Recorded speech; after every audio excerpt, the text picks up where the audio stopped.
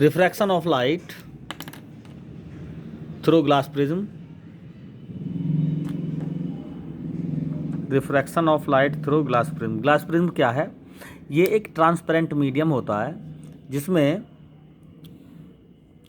To refractive surface किसी angle पर fix होती हैं। ठीक है, देखो ए बी और ए सी, ठीक है, दिख रहा है ये ए बी और ए सी दो रिफ्रैक्टिव सरफेसेस हैं जो एक एंगल पर फिक्स हैं। इस एंगल को बोलते हैं एंगल ऑफ प्रिज्म। ठीक, तो ये एक ट्रांसपेरेंट मीडियम है जिसमें दो रिफ्रैक्टिव सरफेस, एक दो, और ये भी रिफ्रैक्टिव सरफेस है। ठीक है, तो जो हम इसको हमने डिफाइन कर दिया एंगल ए। ठीक, तो ये नॉर्मल है दोनों सरफेसेस पे, क्योंकि हम इससे रिफ्रैक्शन भी दिखाते हैं लाइट का कैसा होता है।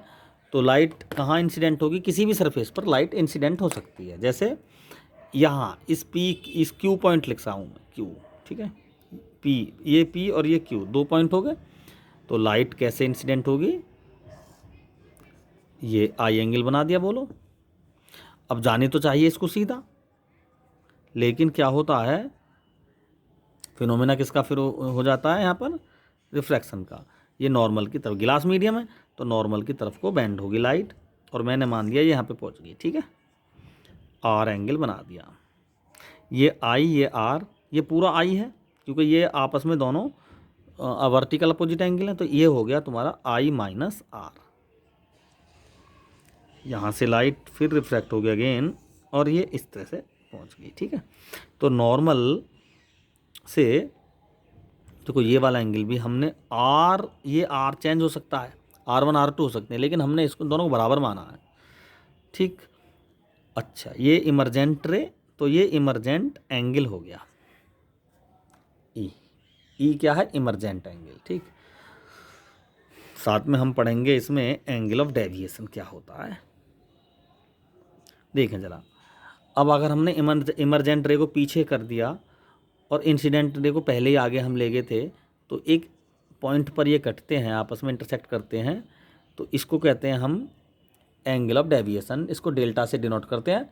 अच्छा, डेल्टा से डिनोट कर दिया। अगर ये एंगल मिनिमम है तो इसको हम बोलेंगे minimum angle of deviation, I delta M. Minimum कब होगा? जब आई और ई बराबर हों,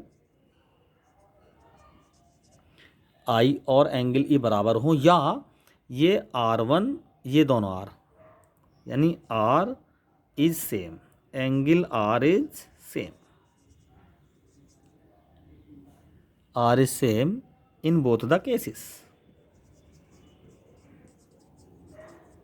दोनों केसेस में, यहाँ पर भी और यहाँ पर भी।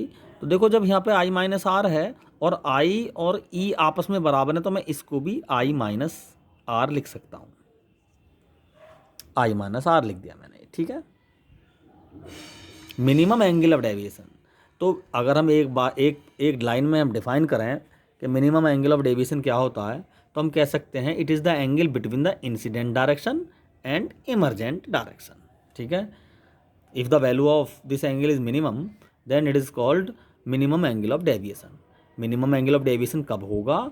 जब आर दोनों बराबर हों या आई और ई बराबर हो जाए, इंसिडेंट और इमरजेंट एंगल आपस में बराबर हो जाएं, तो क्या होगा? ये minimum angle of deviation. Question पूछा जाता है कि मिनिमम एंगल ऑफ डेविएशन या मिनिमम एंगल ऑफ डेविएशन किस पर डिपेंड करता है? तो ये इस सब्सटेंस के रिफ्रैक्टिव इंडेक्स पर डिपेंड करता है। ठीक है, कि ये प्रिज्म किस सब्सटेंस का बना हुआ है। अब हम इसके रिफ्रैक्टिव इंडेक्स के लिए फॉर्मूला, ये तो रिफ्रैक्शन हो गया इसका प्रिज्म का।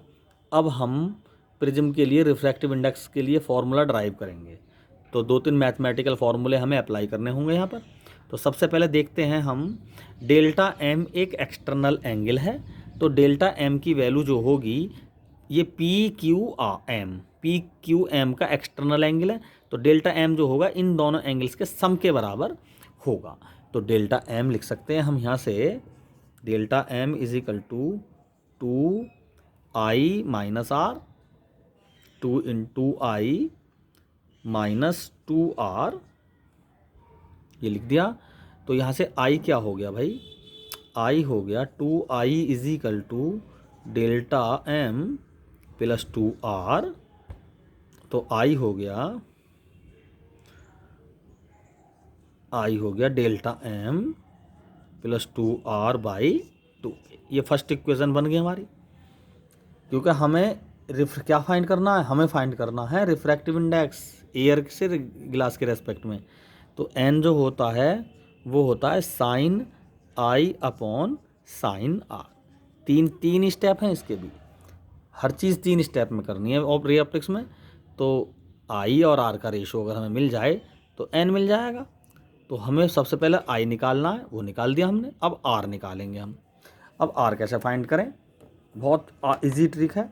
आर कैसे फाइंड करें, देखो आर देखो ये जो एंगल है, एंगल एम आर और आर, इनका सम तीनों का कितना होगा 180। Angle R plus angle R plus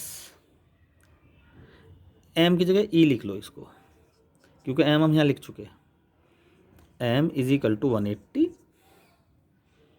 तो angle 2r plus E is equal to 180।